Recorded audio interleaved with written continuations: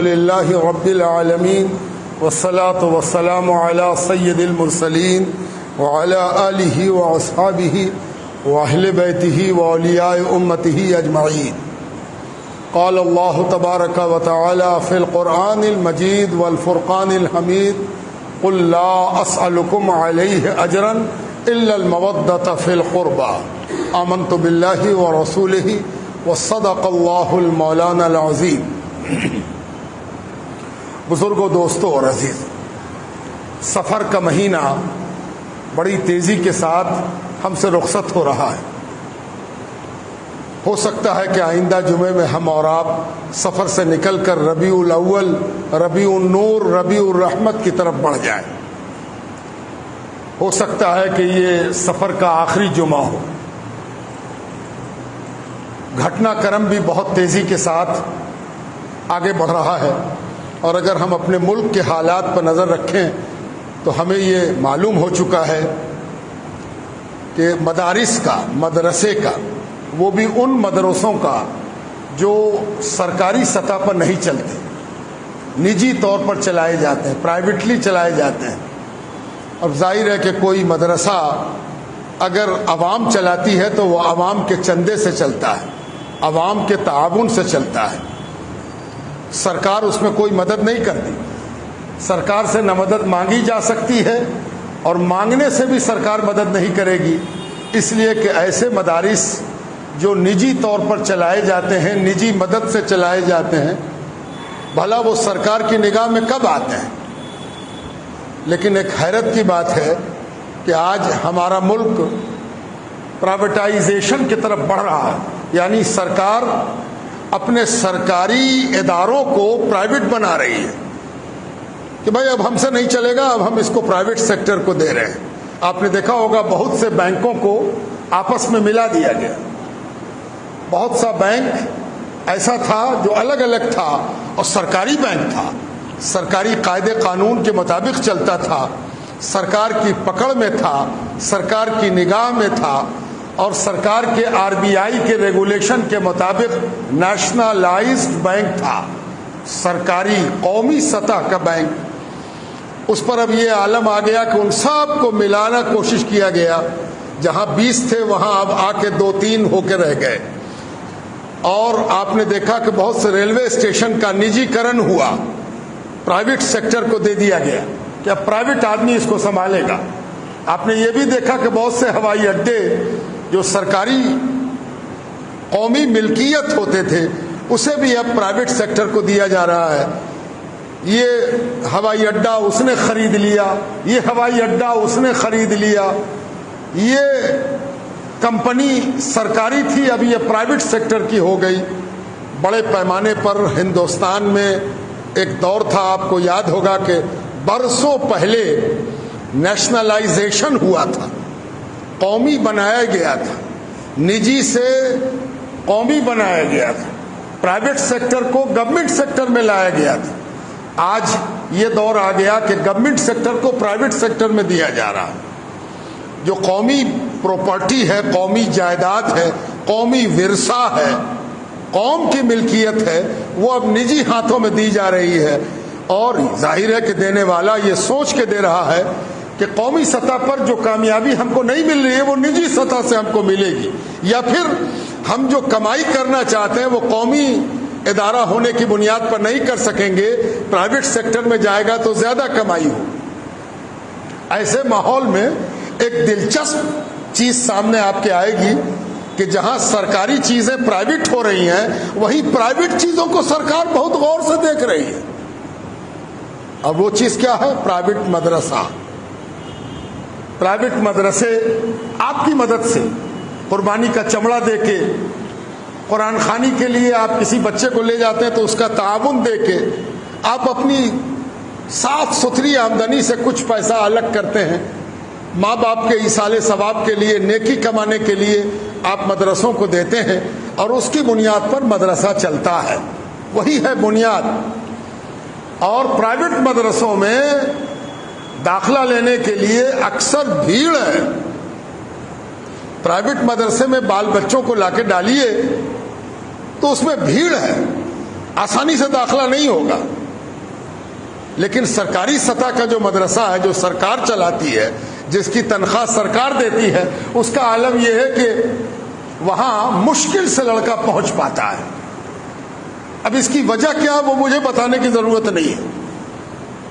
सरकार को अगर प्राइवेट अस्पताल बंद करना है तो प्राइवेट अस्पताल के पीछे डंडा लेके दौड़ने से अच्छा है कि सरकारी अस्पताल की सूरत हाल अच्छी की जाए। अगर सरकारी अस्पताल अच्छा होगा, सरकारी अस्पताल कायदे का होगा, सरकारी अस्पताल में जाने से ये डर ना हो कि गुर्दा बेच देगा, इधर की आंख निकालने को इधर का निकाल देगा, या फिर क्या कर बैठेगा, तो आदमी प्राइवेट में जाएगा ही नहीं। सरकारी सतह के अस्पतालों ने जब मायूस किया तो प्राइवेट सेक्टर का अस्पताल खुलना शुरू हुआ।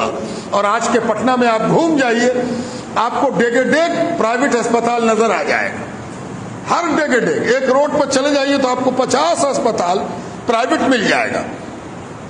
ये प्राइवेट अस्पताल कुछ कह रहा है, इसको जब गौर से आप देखिएगा तो कहिएगा कि अच्छा लगता है कि मरीज बहुत बढ़ गए हैं, बीमारी बहुत बढ़ गई है। जी हाँ, उससे ज्यादा एक बात और गौर करने की है कि सरकारी अस्पताल चरमरा गए हैं। अगर सरकारी अस्पताल अपना काम कायदे से करते और वो पब्लिक के लिए काफी होते तो कोई निजी अस्पताल न खुलता न कामयाब होता। यही हाल सरकारी स्कूलों का है। सरकारी स्कूल में बच्चा बहालत मजबूरी दाखिल किया जाता है। हाँ, कोई कोई स्कूल अच्छा भी है, ऐसी बात नहीं कि सारे सरकारी स्कूल खराब हैं, लेकिन उमूमन आम तौर पर सामान्य रूप से सरकारी स्कूल बर्बाद है। इसीलिए जिस माँ बाप को कुछ सलाहियत होती है वो बेचारा अपना जेब से पैसा निकाल के प्राइवेट स्कूल में बच्चे को डालता है ताकि उसका बच्चा अच्छी तरह पढ़ सके, कायदे से पढ़ सके। प्राइवेट स्कूल के पीछे डंडा लेके दौड़ने से अच्छा था कि सरकारी स्कूलों को बेहतर बना लेते। अगर सरकारी स्कूल बेहतर हो जाता तो प्राइवेट स्कूल ऐसे ही दम तोड़ देगा, कोई उसको बंद करने की जरूरत नहीं है। सरकारी स्कूलों को बेहतर करने की जरूरत है। लेकिन आजकल बास जगह की सरकार, बास रियासतों की सरकार मदरसों के पीछे हाथ धो के पड़ी है।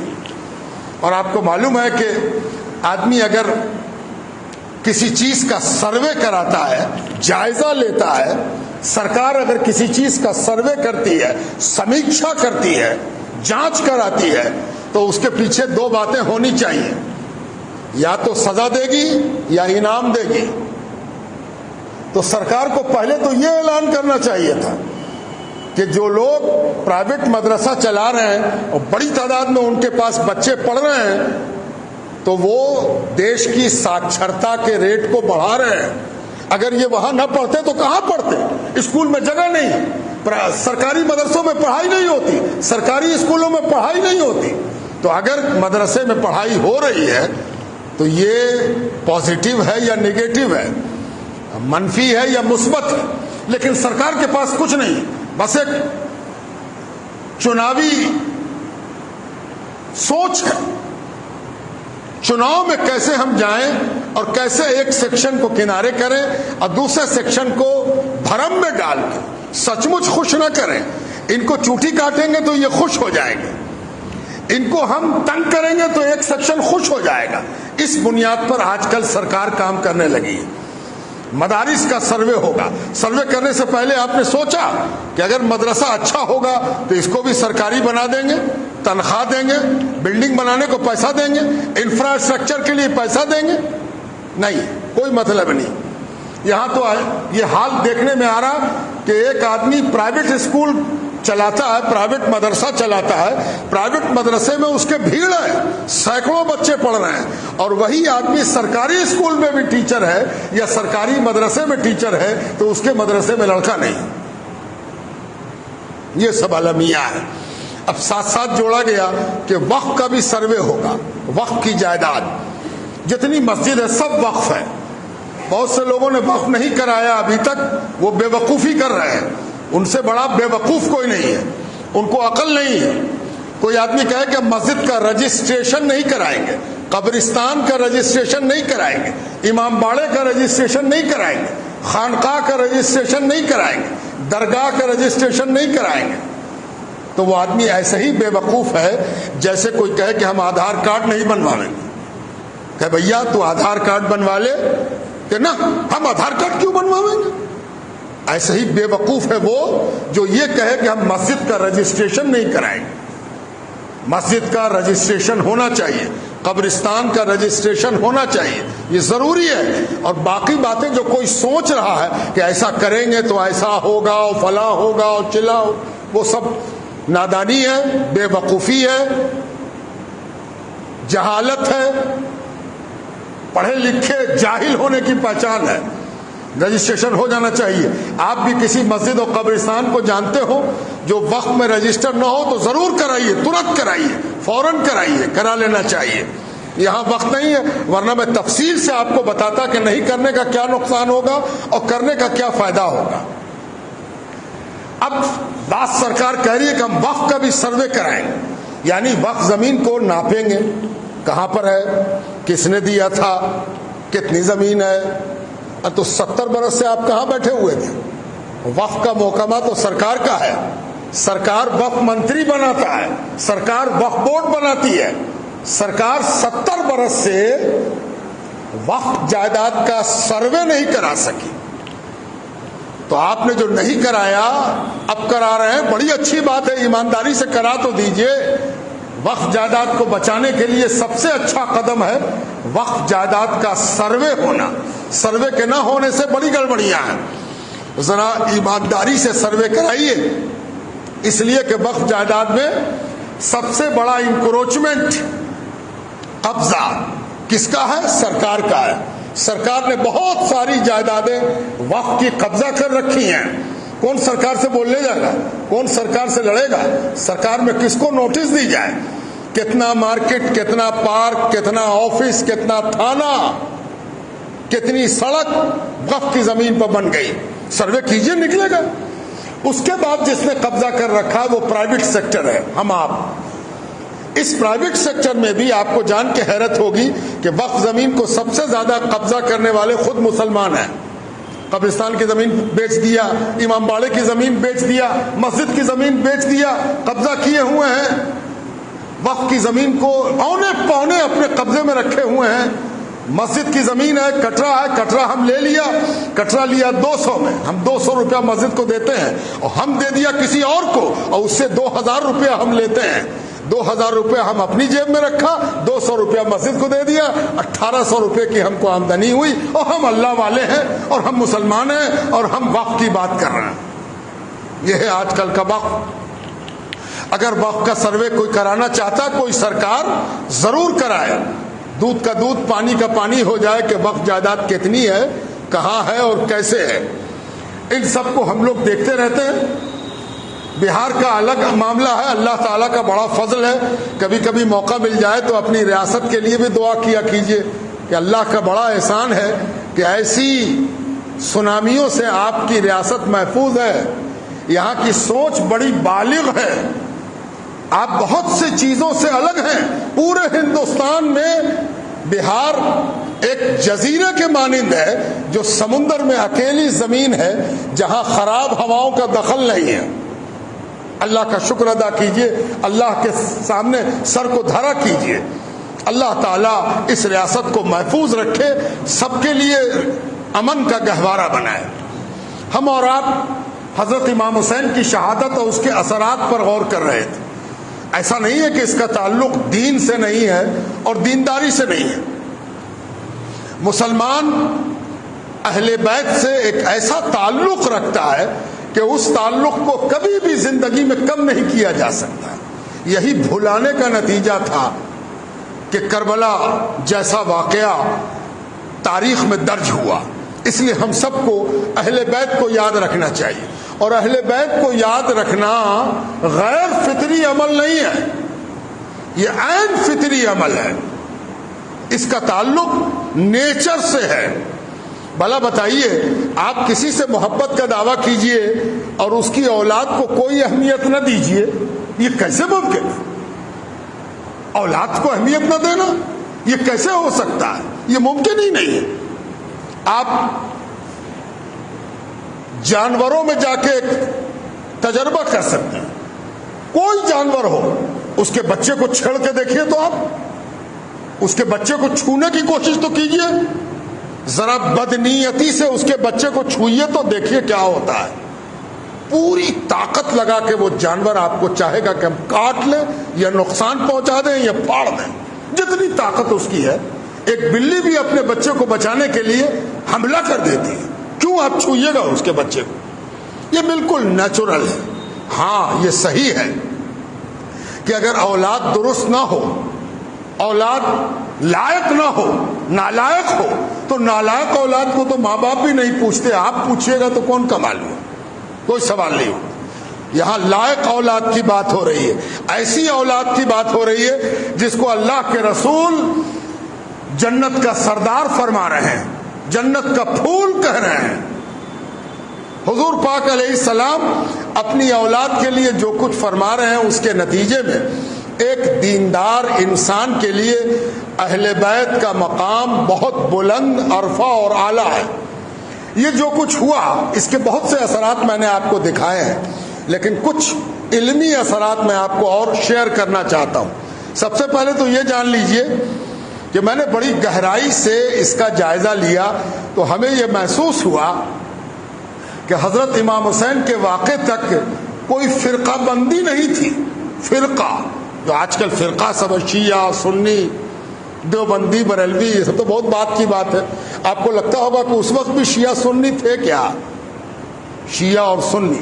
میں نے بہت گہرائی سے جائزہ لیا تو ایک جگہ بھی امام حسین نے لفظ شیعہ استعمال نہیں کیا اپنے خطبوں میں, سنی بھی استعمال نہیں کیا, نام لے کے مخاطب کیا, گروہ, سامنے والے. اس کے مطلب یہ ہے کہ یہ گروہ بندیاں واقع کربلا کے بعد بنی ہیں, اس کی الگ تاریخ ہے, اس پر الگ بات ہوگی کہ کب گروہ تیار ہوا. لیکن جو کچھ کر رہے تھے وہ لوگ, اس میں وہ لوگ شامل تھے جنہوں نے حضرت امام حسین کو خط لکھ کے بلایا تھا, نام بھی لیا حضرت امام حسین, اے فلاں, اے فلاں, ارے تمہیں نے تو خط لکھ کے ہم کو بلایا, تمہاری دعوت پر تو ہم آئے ہیں, تمہاری درخواست پر تو ہم آئے ہیں, لیکن یہ نہیں کہا کہ تمہارا مسلک یہ ہے, تم اس فرقے کے ہو, تم اس جماعت کے ہو, یہ نہیں کہا. ابن زیاد جو کوفے کا گورنر بن گیا تھا, اس نے بھی کبھی مسلک کے حوالے سے کسی کو یاد نہیں کیا ہے. یہ بڑا امپورٹنٹ ہے, بہت اہمیت رکھتا ہے. مکے میں بھی جو حالات تھے اس سے بھی پتہ چلتا ہے کہ سب لوگ مسلمان تھے, مسلمانوں کا معاملہ تھا, مسلمانوں کا گروہ تھا. اب مسلمانوں میں دو گروہ ہو چکا تھا, گو کہ وہ خود اپنی پہچان اس اعتبار سے نہیں جانتا تھا, لیکن دو گروہ ہو گیا. کون دو گروہ تھا؟ ایک گروہ وہ تھا جو نماز روزہ کر کے اہل بیت کو بھول گیا تھا کہ اہل بیت بھی کوئی چیز ہیں, اہل بیت سے بھی کوئی مطلب ہے. یہ کون ہے اس سے کوئی مطلب نہیں تھا, بس ہم نماز روزہ کرتے ہیں, داڑھی ہے میرے پاس, اب ہم دنیا کماویں, اب ہم دنیا میں لگ جائیں, نماز روزہ کر رہے ہیں, بس دنیا کماتے رہیں. یہ بڑی خطرناک مسلمانیت ہے, چاہے کل ہو یا آج ہو, کہ ہم نماز روزہ, داڑھی, ٹوپی, ابا میرے مسلمان تھے اور ہم مسلمان ہیں, اسی کو ہم مسلمانیت سمجھ لیں. یہ مسلمانیت کا زوال ہے. دوسری مسلمانیت وہ تھی جو نماز پڑھتی تھی, روزہ رکھتی تھی, اسلامی شناخت رکھتی تھی, اور ساتھ ساتھ دل میں دھڑکتی ہوئی محبت بھی رکھتی تھی. اللہ, رسول, اہل بیت, صحابہ, قرآن, حدیث, سنت, ان سب چیزوں سے جو محبت رکھتے تھے, اور محبت رکھنا اپنے دین کی دینی ضرورت سمجھتے تھے, وہ مسلمان تھے. یعنی دو قسم کے مسلمان ہوئے. ایک مسلمان شکل سے تھے, دنیا کمانے کو ایک دم تیار تھے, شکل مسلمان کی, دنیا میرا ٹارگٹ.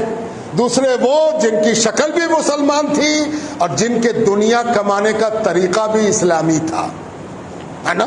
اس کو سمجھ لیجیے, میں ایک جملے میں سمجھا دیتے ہیں. دو گروہ لڑ رہا ہے, امام حسین ہے, یزید کا لشکر ہے. حضرت امام حسین پہلے پہنچے ہیں کربلا، پیچھے پیچھے لشکر آیا، لشکر آتا گیا، لشکر اپنا خیمہ گاڑتا گیا۔ حضرت امام حسین جب پہلے پہنچے تو ظاہر ہے کہ سامنے جو ندی بہ رہی ہے فرات ندی، مجھے دیکھنے کا موقع ملا ہے کربلا میں، فرات ندی کے کنارے بھی میں گیا خاص طور پر دیکھنے، تو فرات ندی کے کنارے حضرت امام حسین کا لشکر پہلے پہنچا تھا، تو ظاہر ہے کہ فرات کا کنارہ حضرت امام حسین کے قبضے میں تھا۔ لشکر آیا، یزیدی لشکر، ظاہر ہے کہ کوئی بھی لشکر آئے گا تو پانی کی ضرورت پڑے گی، پانی چاہیے بھائی، پانی لو، تو پانی تو امام حسین کے قبضے میں۔ اب یہیں پر آپ کو فرق سمجھ میں آئے گا، اور اس فرق کو خوب غور سے سنیے۔ کیوں یا حسین کہتے ہیں، کیوں ہم حسین سے جڑتے ہیں، کیوں حسین میرے ہیں اور ہم حسین کے ہونا چاہتے ہیں۔ حضرت امام حسین نے اس وقت اجازت دی کہ پانی روکنے کا حکم اللہ اور رسول نے نہیں دیا ہے، ہم پانی نہیں روک سکتے ہیں، تم میرے خلاف ہو، تم مجھ کو مارنے آئے ہو، تم میرے مقابلے کے لیے آئے ہو، تم ہم کو گنہگار سمجھتے ہو، لیکن ہم پانی نہیں روکیں گے، آؤ پانی لے لو، پانی جتنی ضرورت ہے لو پانی۔ بلکہ امام حسین نے اپنے ساتھیوں کو حکم دیا کہ یہ بہت پیاسے ہیں، اپنے برتن میں پانی بھر کے پیش کر دو کہ لو پی لو، تاکہ پانی پینے کے بعد تم کو سفر کی تھکان اتر جائے، پھر اپنا پانی تم لینا آ کے، ہم روکنے نہیں جا رہے، پانی ہم نہیں روکیں۔ ٹھیک اس کے برخلاف ظاہر ہے کہ یزیدی لشکر جب فرات پر قابض ہوا، لشکر بڑا تھا، حضرت امام حسین کے لشکر میں مشکل سے 72 آدمی، عورتوں کو شامل کیجئے تو مشکل سے 85 ہے نا، عورتیں ملا کر، اور وہ ہزاروں میں لشکر۔ اس لشکر کا قبضہ جب فرات پر ہوا تو ایک قطرہ پانی دینے کو امام حسین کو تیار نہیں۔ یہ دیکھ رہے ہیں آپ فرق، دونوں مسلمان کہلا رہے ہیں، وہ بھی مسلمان ہیں، یہ بھی مسلمان ہیں۔ فرق سمجھ میں آیا؟ نہیں سمجھ میں آیا تو ہم سمجھاتے ہیں۔ دنیا کا ایک اصول ہے، جنگ میں سب جائز ہے، دنیا کا ایک اصول ہے کہ جنگ میں سب جائز ہے۔ جتنی کورٹنیتی، راجنیتی، षड्यंत्र، گندی سیاست، مہکی ہوئی سیاست، سڑی ہوئی سیاست تم برت لو، اتنے ہی زیادہ کامیاب بادشاہ ہو۔ جو کرنا ہو کرو، آدمی خرید لو، کروڑوں روپے میں آج کل آدمی بک رہا ہے، جو خرید لے وہ بہت بڑا سیاسی کردار رکھتا ہے، اس کی پولیٹیکل ویژن کو لوگ کیا پولیٹیکل ویژن ہے نا، کروڑوں میں آدمی خرید لے لیکن بڑا کامیاب ہے نا۔ اور حضرت امام حسین کا آدمی وہ تیار نہیں ہے کہ جنگ بھی ہو تو ہم اسلامی اصول سے سمجھوتا کر لیں، جنگ ہو یا امن ہو، اللہ اور رسول کا قانون ہمارے لیے ہے۔ جنگ میں ہم ظالم اور جابر اور قاہر اور فرعون نہیں بن سکتے۔ اسلام نے ہم کو فرعون نہیں بنایا ہے، اسلام میں ہم نے نمرود نہیں بننا سکھا ہے، ہم اسلام نے ہمیں یزید بننا نہیں سکھایا ہے، ابن زیاد بننا نہیں سکھایا ہے۔ یہ فرق ہے، حسینیت اور یزیدیت اسی کا نام ہے۔ حسینیت کہتے ہیں اس کو جس میں سب سے اوپر اسلامی اصول ہوتا ہے، چاہے فائدہ ہو یا نقصان ہو۔ یزیدیت کہتے ہیں اس کو جس میں فائدہ اوپر ہوتا ہے، اصول چولہے میں جائے۔ یہ بڑا بنیادی فرق ہے۔ یزیدیت اصول کو چولہے میں ڈال کر فائدہ حاصل کرنے کا نام ہے، اور حسینیت فائدے کو کنارے کر کے اسلامی اصول پر عمل کرنے کا نام ہے نا۔ بزرگوں، دوستوں اور عزیزوں، یہ ہے وہ بنیادی فرق۔ آپ غور کیجئے کبھی کہ حضرت امام حسین کی شہادت کے بعد جو کچھ کیا ان لوگوں نے، بولتے ہوئے بھی رواں کانپتا ہے، گھبرا جاتی ہے طبیعت۔ پوری دنیا میں مسلمانوں کے لیے واقع کربلا شرم کی بات ہے، حیا کی بات ہے، لجا کی بات ہے کہ جو لوگ کلمہ پڑھتے تھے، اللہ اور رسول کا نام لیتے تھے، بقراتی بگھارتے تھے، وہ حضرت امام حسین کے قتل کے بعد، ان کی شہادت کے بعد گھوڑا دوڑا رہے ہیں، کپڑا نوچ رہے ہیں، جس میں اتھر کے ساتھ مذاق کر رہے ہیں کھلواڑ کر رہے ہیں، ظالمانہ اور سفاکانہ اصول پر چل رہے ہیں. ہم اس بات کو کیا بیان کر سکتے ہیں؟